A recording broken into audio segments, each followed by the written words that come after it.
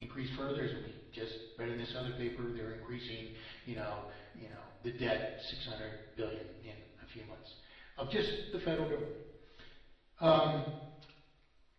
While originating in the U.S., it ended up causing drastic declines in output, severe unemployment, and acute deflation in virtually every country on earth. According to the Encyclopedia Britannica, the Great Depression ranks second only to the Civil War as the greatest crisis in American history.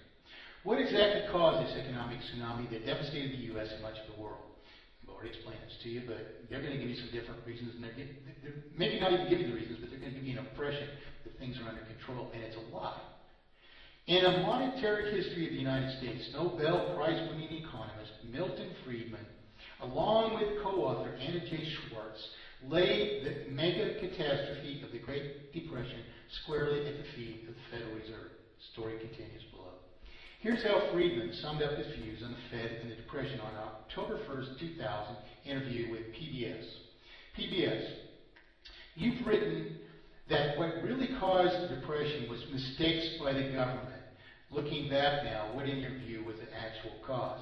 It wasn't mistakes by the government. It's the government's been usurped by the 12 private corporations that are the Federal Reserve. Why they even name themselves federal? They're no more federal than you and I are.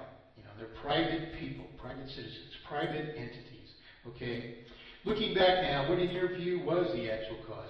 They say Friedman. Well, we have to distinguish between the recession of 1929, the early stages, and the conversion of that recession into a major catastrophe. The recession was an ordinary business cycle. Really? Really? It's just an ordinary business cycle to suffer ever greater indebtedness, artificially multiplied, because we leave a few lousy scam artists this unauthorizable authority to publish our promissory obligations to each other, and the consequences of that are ordinary business cycles. That's preposterous. You should be enraged to hear this. Nobel Prize winning, what does somebody award him for lying to us? We had repeated recessions over hundreds of years, of course, under interest, and the localized economy here collapsed because we loan all this money into circulation. It said, oh, it looks like you're exceeding your creditworthiness. We're not going to loan you any more money. And since you signed all this property off to us, all this industry and all your private property, it comes to us for issuing your promissory obligations to each other. You stupid.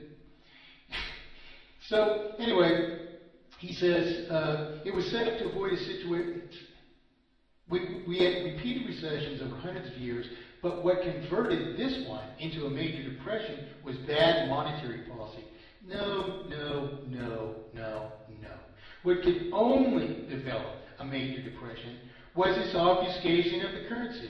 You can't have a monetary policy that says, oh, you can't borrow too much, because if you don't borrow as much as you need to borrow to maintain a vital circulation, the circulation goes away. See, there's no way to regulate this thing so that it won't, if we maintain a vital circulation, engender terminal failure. He goes on. The Federal Reserve System had been established to prevent what actually happened. No kidding, because the whole thing was a lie, and it can only produce that. It was set up to avoid a situation in which you would have to close down banks. Well, you're talking about yourselves only without regard to us. It's not necessary to keep the banks open to preserve our industry. It's necessary to protect our industry from your obfuscation of the currency if we're going to enjoy the prosperity that we produce and deserve to enjoy ourselves. So he goes on, in which you would have a banking crisis. Oh, it was a banking crisis. Okay, well, what about the stock market failure thing? Banking crisis. Banking is a crisis. There isn't such a thing as a banking crisis. If you have banking, as we have it today, you have a crisis from the beginning to the end. And if you don't learn any better, and you just start the whole thing over again like we did at the end of the first Great Depression, you have a banking crisis again. It's only a matter of time until it unfolds into terminal failure. He goes on, and yet, under the Federal Reserve System, you had the worst banking crisis in the history of the United States. Of course.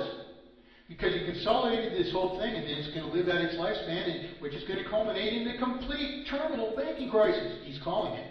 It's terminal failure as a result of the obfuscation of the currency. He goes, and yet under the Federal Reserve System, you got the worst banking crisis in the history of the United States. There's no other example I can think of a government measure which produced so clearly the opposite of the results that were intended. Well, sorry, that is part of the lie. The banks, the whole purpose of this obfuscation of the currency is to dispossess us. So, you know, he's saying it was the opposite of the result that was intended. Banking are benevolent entities that this obfuscation of the currency somehow was intended to serve us? I don't think so. And no one understands that it to be a fact. So, sorry, huge lie. And what happened is that the Federal Reserve followed policies which led to a decline in the quantity of money by a third. Well, of course it did. When he exceeded our creditworthiness, the whole thing broke down, and we couldn't maintain a vital circulation. And they didn't understand it as well then that there were methods of artificial suspension which they could, you know, pay all this money into circulation by, you know, buying federal treasuries as if the Fed is helping us out by increasing our debt another $600 billion over just a few months. You know, and so they're pouring $600 billion into circulation because we can't afford to reflate the circulation and survive. Okay, so that's what's really happening.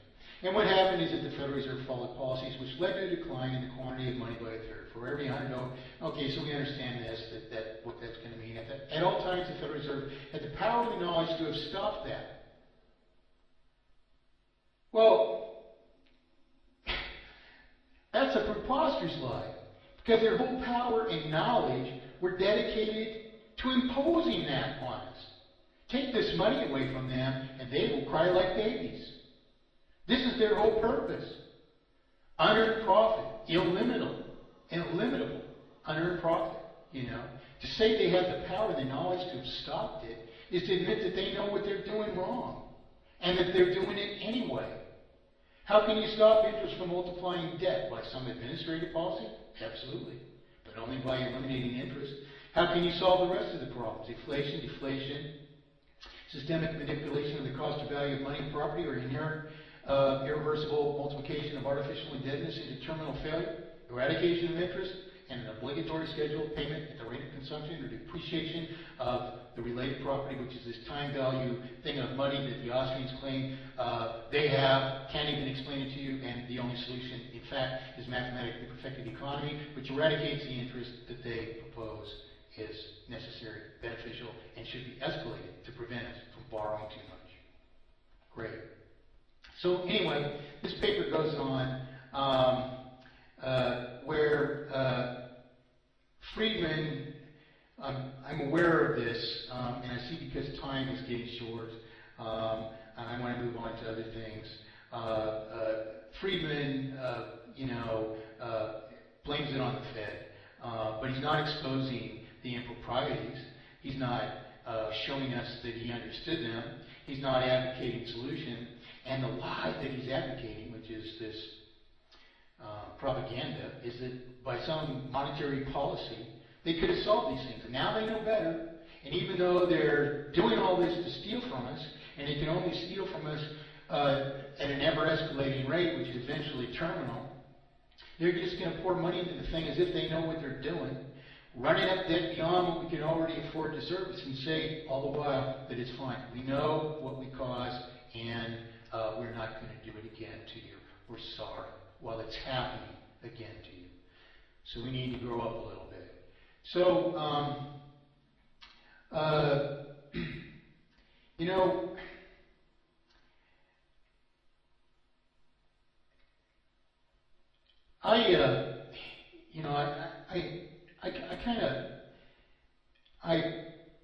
I have, so many reservations about, repeating myself. It's like, I feel like I'm a broken record. I've been doing this for over 4 decades. It's very plain and simple to understand from the nature of this obfuscation what its only consequences can be. And I presented all the history that's been emulated by all my imitators, and to express, where past leaders went awry. where Lincoln went awry. What's wrong with the greenback? Parable of Perfect Economy was about, the wrong way of putting money into circulation, spending it into circulation. And because that story sounds so glorious, and the people never unraveled this from the bottom to the top, went right over their heads. And my imitators are advocating spending money into circulation, that it can't be a debt. Which denies us, that money's already in circulation for the $100,000 house. Well, it's not, And so a new couple can't even save it from the existing circulation to purchase the house. And the advantage of allowing them to issue a promissory obligation is an advantage both to the creditor and the debtor, which monetizes the production of the creditor so that the new couple can consume that house as they do, which is at the rate of depreciation or consumption. So, to think that money can't be a debt, it deprives us of this ability to finance our further production. If it can't be a debt, what you're saying is, we're going to use government as our instrument for introducing it into circulation. Well, then we're just going to spend it into circulation. So we're going to figure out something for government to spend it on, which is the last thing you want to do from government. You want to keep government minimum, small, absolute zero, if possible. Why? Because if we don't need it, we don't need it. So you're going to spend all these things into circulation. That means people are going to be in power, and they're going to have authority to determine how much and what gets spent when we don't even need that. We know what we need. We finance it, we monetize it, and guess what? We pay it out of circulation at the rate of consumption. It's the only thing that preserves the integrity of the tokenization perpetually, and it does it without any administration or government at all. Why? Only simply by an obligatory schedule of payment at the rate of consumption or depreciation, which you decide. Okay? Now, a lot of people are suffering, and we don't have leeway to just do whatever we want for however long if we're good people and we care to help those who are suffering the worst. We're all suffering. Some of us are suffering much worse than others. Well, so what do? Do we give them a few bucks because a few bucks is all we've got? Or do we finally resolve this thing? Well,